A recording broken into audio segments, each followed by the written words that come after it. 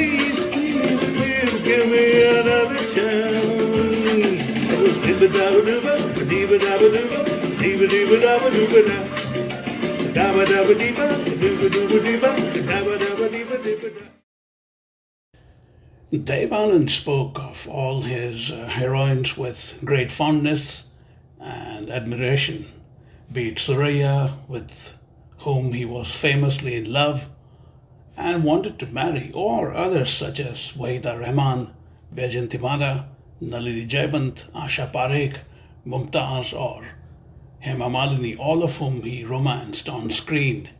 I could be completely wrong, but the only two times I noticed a special twinkle in his eyes while mentioning his female leads were when he spoke of Suraya for obvious reasons and Zeenat Aman for not so obvious reasons. Suraya, yes, Suraya.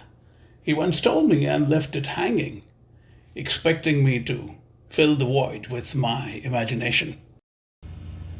In 2002, well before he wrote his autobiography, Romancing with Life, which my now defunct publishing company, Literate World, almost published, he and I spoke about how he found Zeenat Aman. He was shooting a movie called Love at Times Square and had requested me to spend time with him through the duration of the San Francisco stint. Frisco is lovely, as Tony Bennett famously said, I left my heart in San Francisco.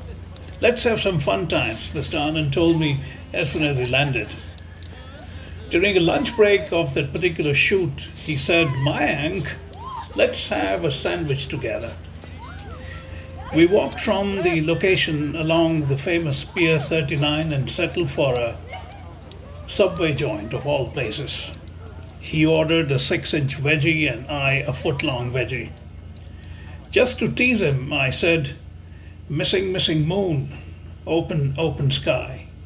He looked at me and flashed his trademark toothless smile and then looked past me saying, Koya Chand. That story some other time. I then asked him about how he found Zeenat Aman. Yes, Zeenat. He said as if saying it 3 times would make her materialize right there. What he told me is pretty much what he wrote in his autobiography, although the order was somewhat different. Zeenat was smoking and she offered me a cigarette. He said to me, let me read the excerpt from his book about his first meeting with Zeenat Aman. Amarjeet was having a small party at his apartment, and I had to be there, for he never threw a party without my presence.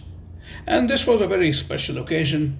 He was wooing a lady and was keen to ask her to be his fiancée in the presence of some personal friends of repute who would raise his status in her eyes and make his effort easier. He made the evening a little more glamorous by inviting Zeenat Aman, the newly crowned Miss Asia. Zeenat came very appropriately dressed for the party, looking chic and mod and casual, just the image I had of my Janice in Hare Rama Hare Krishna. After the formal introduction, I got to know that Zeenat was a product of Panchgani convent before she went to California for a year on a scholarship. As she sat in front of me, she was a picture of self-confidence, radiating a devil may care attitude. She was wearing a broad belt round her waist over a pair of slacks, a small purse hanging from it in front. I was wondering what was inside it when her hand went there. She took out a pack of expensive cigarettes. Her other hand went into her handbag to take out a golden lighter. She had a style all her own, not bothering who was looking at her. She took out a cigarette and put it between her lips. That was the moment her eyes met mine, for I was constantly watching her and her bearing. She smiled an attractive, girlish smile and stretched her hand towards me, offering me a cigarette as well. I smoked very occasionally, but I decided to take one on that occasion. Before I could pull out a cigarette from the pack, she had already taken one out for me.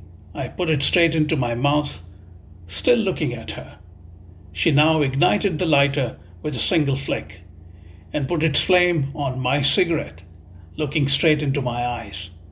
The flame of the lighter lit up her smiling eyes, putting an extra glow into them that said, "I am your Janice, Dave."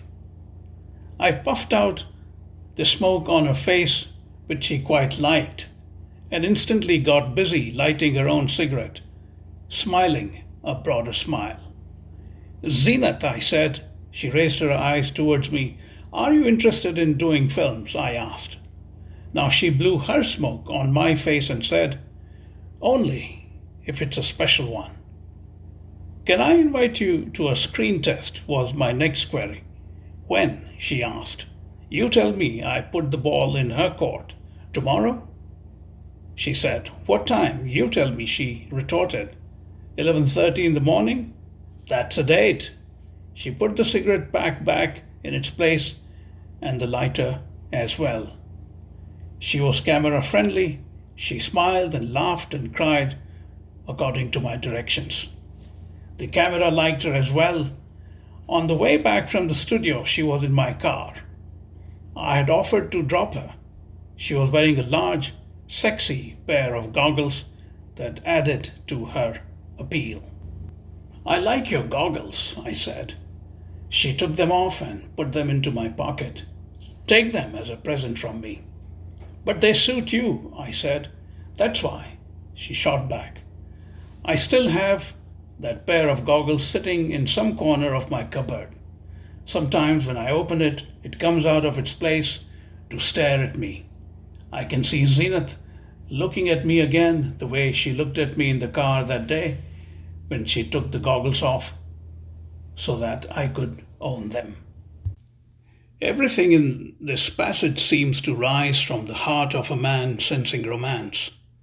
Even the way he recalled his first meeting with Zeenat Aman with me that day in San Francisco. It seemed to me that he was drawn to her. I asked him that. He said, in Hindi this time, "सुनो Mac, पूरी जिंदगी एक romance है, किससे हो जाए क्या पता."